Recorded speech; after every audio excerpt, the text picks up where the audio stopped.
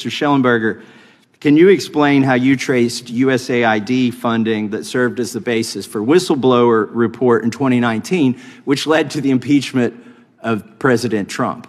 Sure. Well, you may remember that the so-called whistleblower who was in the White House was actually a CIA analyst. And in that whistleblower's complaint, which led to the impeachment, one of the central pieces of evidence was created by a USAID funded and controlled organization called the OCCRP. And we have another piece out today about how it participated in the Russiagate hoax as well, creating essentially very important information leading to that. So, I mean, you have in USAID a much larger fund of money and a much broader strategy for information control that included censorship, but also, as I mentioned, taking control of investigative journalism really worldwide. I mean, its ambitions were, amazing. So, yeah, I mean, that's an agency. When we saw that get shut down by DOJ, I thought that was completely appropriate. If there's something in there that it was doing that's valuable, then you could refund it later. But my view, same thing with CISA, death penalty for organizations that participated in violations of the First Amendment like CISA.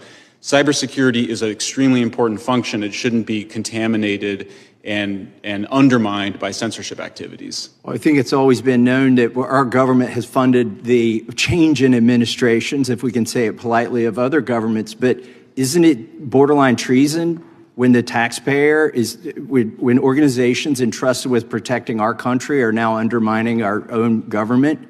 Absolutely. I mean, if you're trying to do regime change, illegal, if you're weaponizing DHS, FBI, CISA, that's treasonous regime change activities redirected, that you developed abroad, that we developed abroad for regime change, directed against the American people and our representatives. I mean, it's shocking, and we still haven't dealt with it as a country. Mr. Chairman, I see my time has expired. I'd like to introduce into the record, or ask unanimous consent to introduce into the record, an article in Newsmax, Schellenberger, USAID paid for Trump impeachment effort, dated February 6, 2025. Without objection.